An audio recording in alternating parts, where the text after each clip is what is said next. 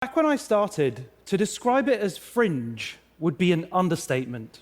Researchers would say, no, we're only working on machine learning, because working on AI was seen as way too out there.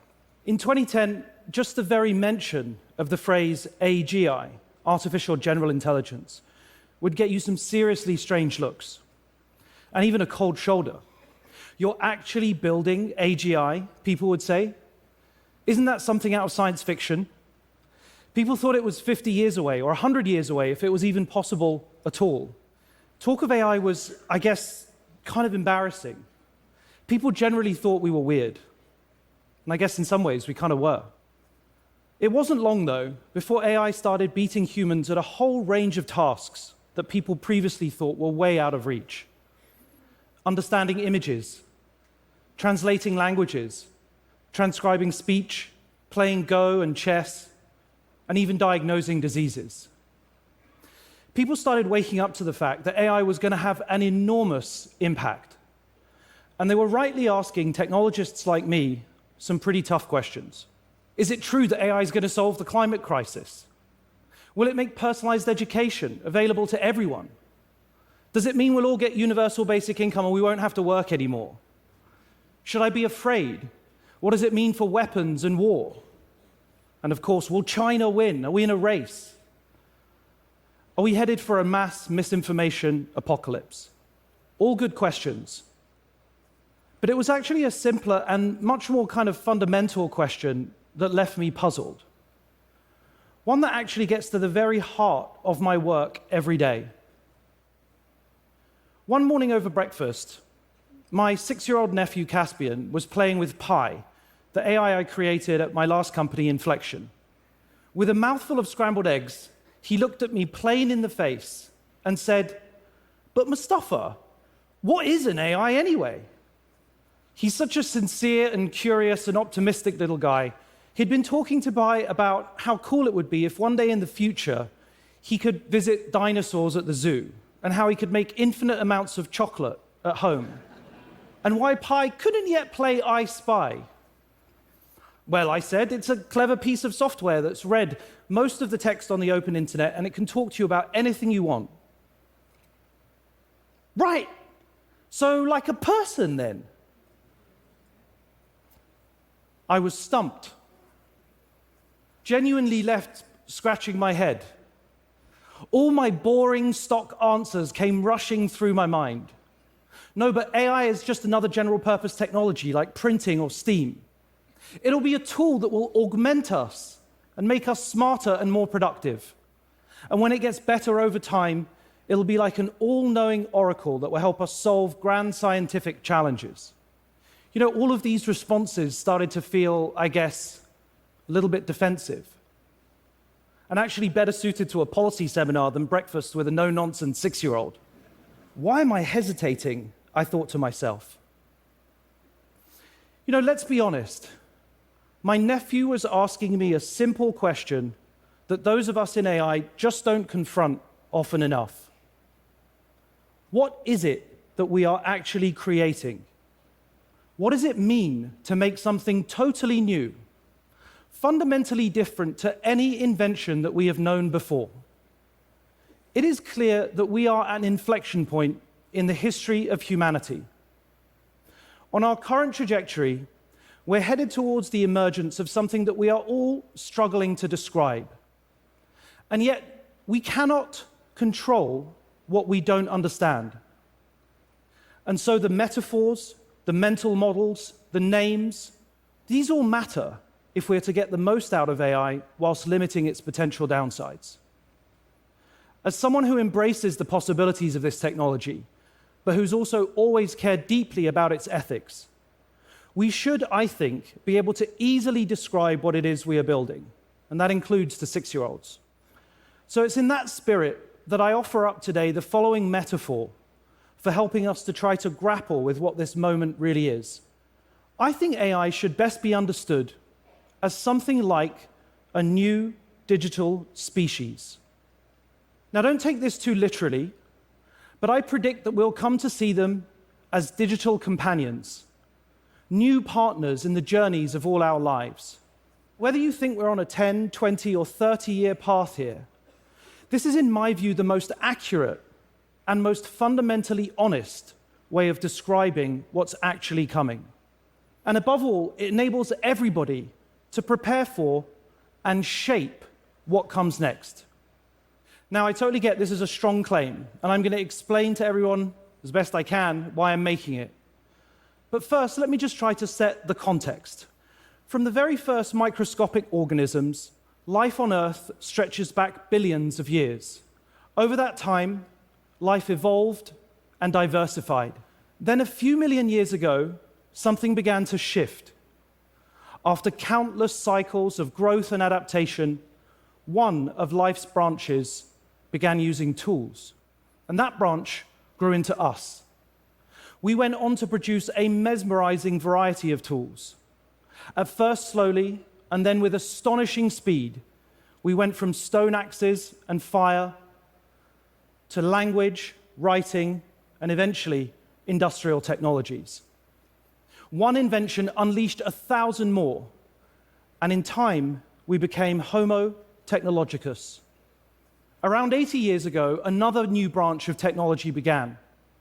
With the invention of computers, we quickly jumped from the first mainframes and transistors to today's smartphones and virtual reality headsets. Information, knowledge, communication, computation. In this revolution, creation has exploded like never before. And now a new wave is upon us, artificial intelligence. These waves of history are clearly speeding up as each one is amplified and accelerated by the last. And if you look back, it's clear that we are in the fastest and most consequential wave ever. The journeys of humanity and technology are now deeply intertwined. In just 18 months, over 1 billion people have used large language models. We've witnessed one landmark event after another. Just a few years ago, people said that AI would never be creative. And yet AI now feels like an endless river of creativity, making poetry and images and music and video that stretch the imagination. People said it would never be empathetic. And yet today, millions of people enjoy meaningful conversations with AIs, talking about their hopes and dreams and helping them work through difficult emotional challenges. AIs can now drive cars, manage energy grids, and even invent new molecules. Just a few years ago, each of these was impossible. And all of this is turbocharged by spiraling exponentials of data and computation. Last year, Inflection 2.5, our last model, used 5 billion times more computation than the DeepMind AI that beat the old school Atari games just over 10 years ago. That's 9 orders of magnitude more computation, 10x per year, every year, for almost a decade. Over the same time, the size of these models has grown from first tens of millions of parameters to then billions of parameters, and very soon, tens of trillions of parameters. If someone did nothing but read 24 hours a day for their entire life, they'd consume 8 billion words. And of course, that's a lot of words. But today, the most advanced AIs consume more than 8 trillion words in a single month of training. And all of this is set to continue. The long arc of technological history is now in an extraordinary new phase. So what does this mean in practice?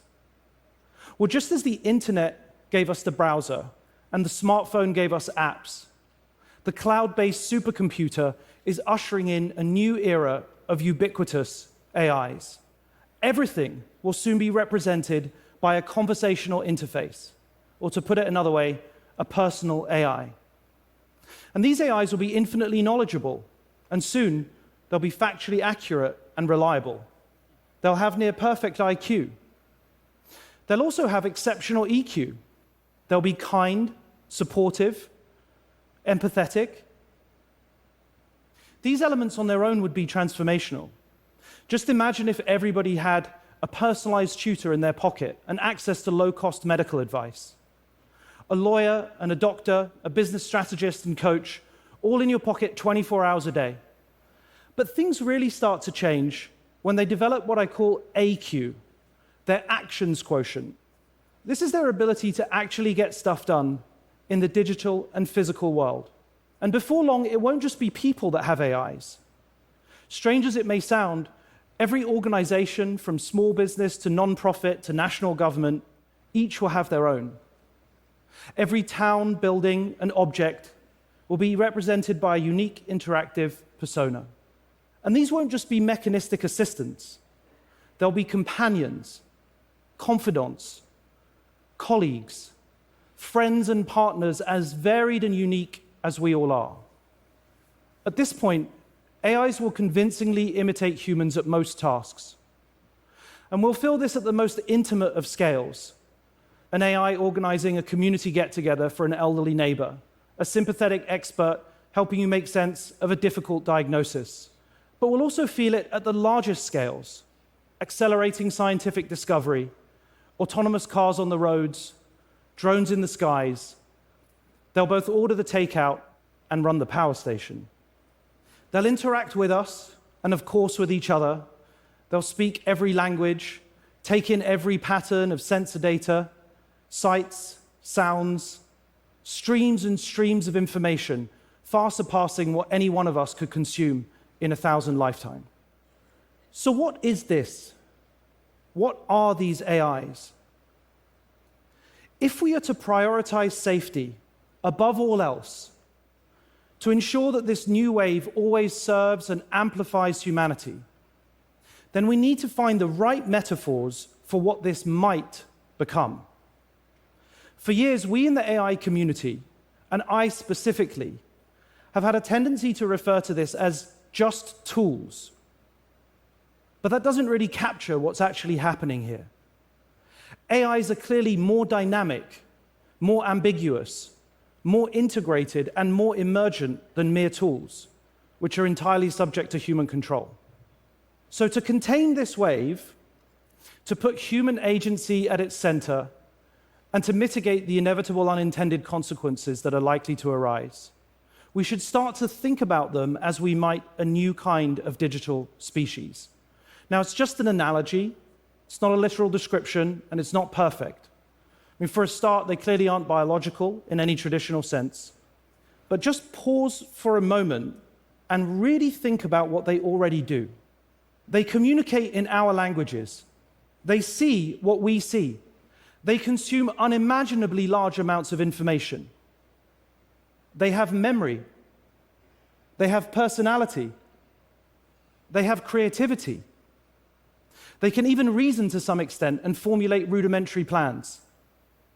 They can act autonomously if we allow them. And they do all this at levels of sophistication that is far beyond anything that we've ever known from a mere tool. And so saying AI is mainly about the math or the code is like saying we humans are mainly about carbon and water. It's true, but it completely misses the point. And yes, I get it. This is a super arresting thought. But I honestly think this frame helps sharpen our focus on the critical issues. What are the risks? What are the boundaries that we need to impose? What kind of AI do we want to build or allow to be built? This is a story that's still unfolding. Nothing should be accepted as a given. We all must choose what we create, what AIs we bring into the world, or not. These are the questions for all of us here today, and all of us alive at this moment.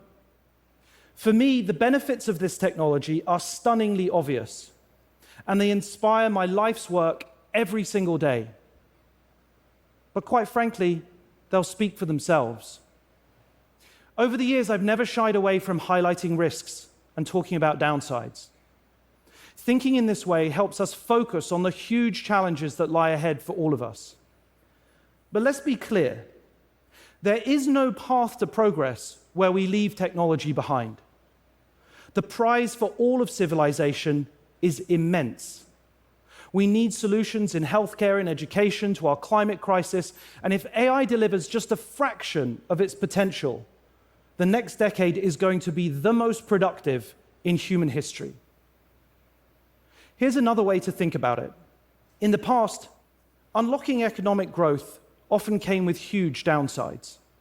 The economy expanded as people discovered new continents and opened up new frontiers. But they colonized populations at the same time. We built factories, but they were grim and dangerous places to work. We struck oil, but we polluted the planet. Now, because we are still designing and building AI, we have the potential and opportunity to do it better, radically better. And today, we're not discovering a new continent and plundering its resources. We're building one from scratch. Sometimes people say that data or chips are the 21st century's new oil. But that's totally the wrong image. AI is to the mind what nuclear fusion is to energy. Limitless, abundant, world-changing. And AI really is different. And that means we have to think about it creatively and honestly. We have to push our analogies and our metaphors to the very limits to be able to grapple with what's coming. Because this is not just another invention. AI is itself an infinite inventor. And yes, this is exciting and promising and concerning and intriguing all at once. To be quite honest, it's pretty surreal. But step back, see it on the long view of glacial time, and these really are the very most appropriate metaphors that we have today. Since the beginning of life on Earth, we've been evolving, changing, and then creating everything around us in our human world today. And AI isn't something outside of this story. In fact, it's the very opposite. It's the whole of everything that we have created distilled down into something that we can all interact with and benefit from. It's a reflection of humanity across time. And in this sense, it isn't a new species at all. This is where the metaphors end. Here's what I'll tell Caspian next time he asks. AI isn't separate. AI isn't even, in some senses, new. AI is us. It's all of us. And this is perhaps the most promising and vital thing of all that even a 6-year-old can get a sense for. As we build out AI, we can and must reflect all that is good, all that we love, all that is special about humanity, our empathy, our kindness, our curiosity, and our creativity. This, I would argue, is the greatest challenge of the 21st century, but also the most wonderful, inspiring, and hopeful opportunity for all of us. Thank you.